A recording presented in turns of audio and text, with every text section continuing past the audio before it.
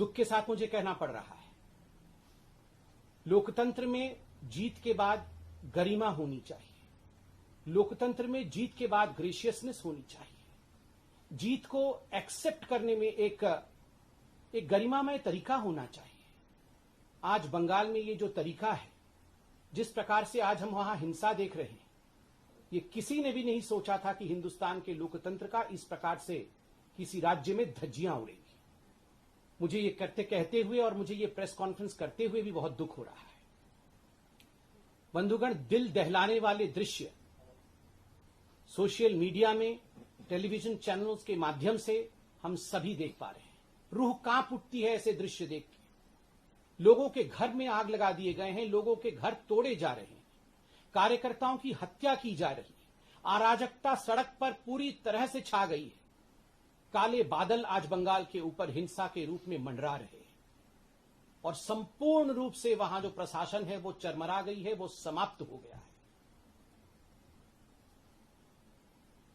हमारे कार्यकर्ता हर मिनट हर घड़ी हमारे नेताओं को फोन कर रहे हैं और एक ही गुहार है, हमें बचा लीजिए, हमें बचा लीजिए। हमारे घरों को, हमारे घर वालों को मारा जा रहा है, हमारे साथ हिंसा हो रही है, हमें बचा लीजिए। सबका एक ही गुहार है। और मैं आज यहां स्पष्टतः बता दूं, ये जो कुछ भी बंगाल में हो रहा है, ये स्टेट स्पॉन्सर्ड है, ये स्टेट स्पॉन्सर्ड वायलेंस है। This is state sponsored violence. ये प्रशासन द्वारा स्पॉन्सर्ड हिंसा है, अराजकता है, आगजनी है, बलात्कार है, क्रूरता है। क्या दोष था उन लोगों का जिन लोगों ने एक अलग विचारधारा को चुनने की कोशिश की? बंधुगण, बंगाल में 2.28 करोड़ 2,28,00,000 बंगालियों ने, हमारे साथियों ने हमें वोट दिया है। क्या उनका अधिकार नहीं है कि वो अपने नैतिकता के हिसाब से, अपने विवेक के हिसाब से किसी पॉलिटिकल पार्टी या किसी विचारधारा को चुने? उनको कौन बचाएगा? क्या ममता जी की सरकार, क्या बंगाल की टीएमसी की सरकार, क्या वहां की प्रशासन इनके प्रति निष्ठुर रहेगी? क्या इन 2.28 करोड़ बंगालियों का कोई डेमोक्रेटिक, कोई लोकतांत्रिक अधिकार नहीं? मैं आज सवाल पूछता हूं, क्या गलती थी श्री अभिजीत सरकार की, जो बेलाघाट से आते थे, जिनको मौत के घाट उतार दिया गया? क्या गलती थी श्रीमती शोभा रानी मंडोल की, जो जगदल से आती हैं और उनका कसूर सिर्फ इतना है कि वो एक मां थी, एक भारतीय जनता पार्टी के बूथ कार्यकर्ता थी। उनका बेटा बूथ में हमारे बूथ एजेंट के नाते काम करता था, इसलिए कल उनको मार मार के मौत के घाट उतार दिया। क्या गलती थी शोभा रानी जी की? क्या गलती थी उत्तम घोष की, जो रानाघाट से आते हैं, उनको घसीट घसीट के मार दिया गया? क्या गलती थी होरोम अधिकारी की, जो सोनापुर दक्षिण से आते हैं, उनकी हत्या की गई? क्या गलती थी मोमिक मोइत्रा की, जो सीताकुची से आते हैं, जो आज वो हमारे बीच में नहीं है? और क्या गलती थी गौरव सरकार की, जो बोलपुर के सदस्य थे, बोलपुर से भारतीय जनता पार्टी के सदस्य थे, उनको मौत के घाट उतार दिया गया? मैं खुद व्यक्तिगत रूप से सोशल मीडिया में श्री अजीत सरकार के पोस्ट को फॉलो कर रहा था, जैसे तमाम हिंदुस्तान फॉलो कर रहा था। अजीत सरकार मरने से पहले उन्होंने पूरा डिस्क्रिप्शन दिया है उनके घर के साथ क्या किया गया।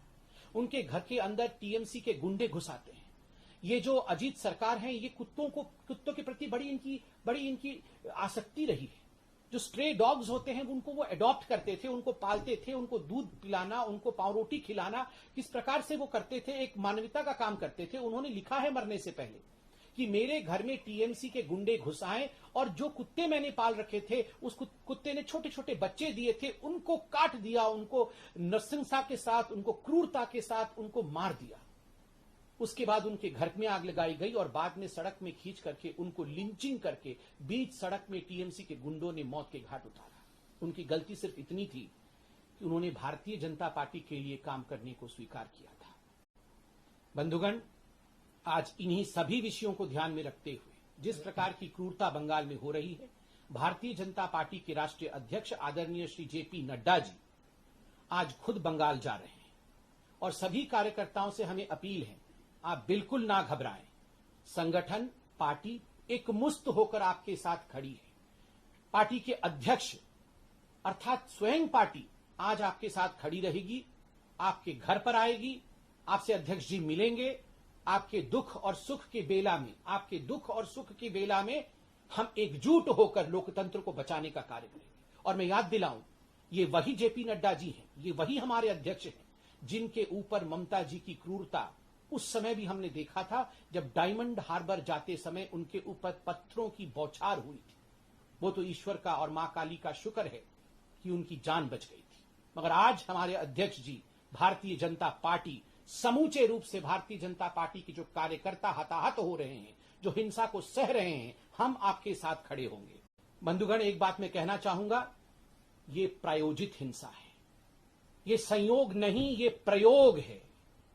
ये डराने की कोशिश है कि हिम्मत तुम्हारी जो लोकतांत्रिक तरीके से तुम किसी सत्ता में आने की कोशिश करो, हिम्मत तुम्हारी जो तुम लोकतांत्रिक तरीके से लोगों के मन में घर करके लोगों के सेवक बनने की चेष्टा करो। अगर ऐसा कहीं करोगे तो हम तुम्हारे लोगों को मार डालेंगे, उनके घर जला देंगे, महिलाओं के साथ बलात्कार करेंगे। जो दृश्य महिलाओं के देखने को आ रहे हैं, रूह कांप उठता है।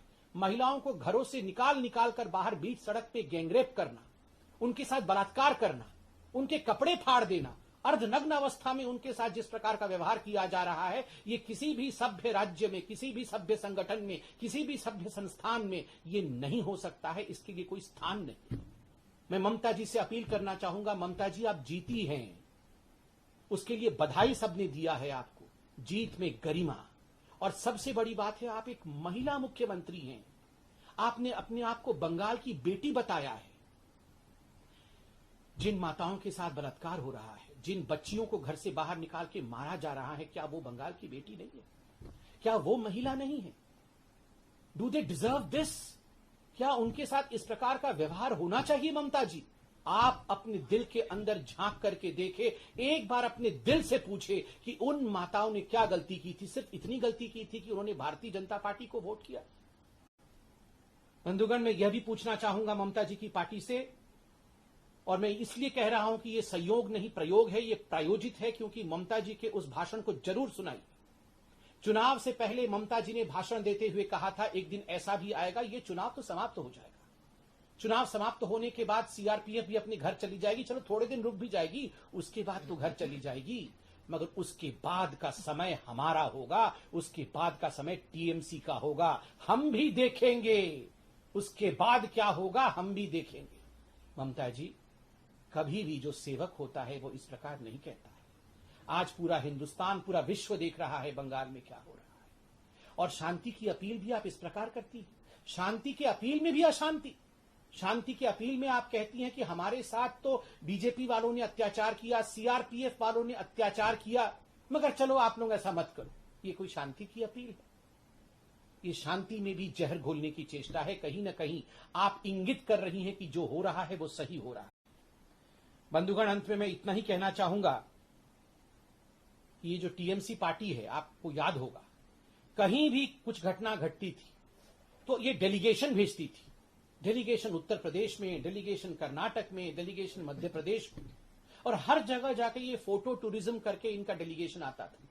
इनके 4-5 सदस्य हैं जो परमानेंट डेलीगेशन के मेंबर हैं।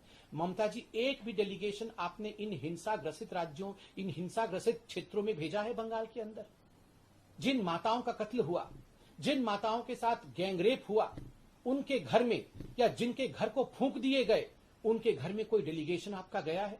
नहीं गया है। कब जाएगा? कब ये शांति होगी? और मैं दूसरे पार्टियों से भी पूछना चाहता हूं, आप save democracy, save constitution, save India, fascist India, ये सब पूरे विश्व में आप लोग जाके कहते थे। राहुल गांधी हर जगह आप जाके कहते थे। आज कांग्रेस के आपके कार्यकर्ता त्राहिमाम त्राहिमाम बंगाल में कर रहे हैं। भूल जाइए भारतीय जनता पार्टी को। भारतीय जनता पार्टी, हम तो, नड्डा जी आज हमारे साथ खड़े हैं, पार्टी पूरी खड़ी है, हम तो लड़ रहे हैं और लड़ेंगे भी। आपके कार्यकर्ता मर रहे हैं, अधीर रंजन चौधरी और एनएसयूआई के लोग गुहार लगा रहे हैं। एक ट्वीट आपका नहीं होता है, आप जगते नहीं, बस सिर्फ इसलिए क्योंकि आपको सैडिस्टिक प्लेजर मिल रहा है।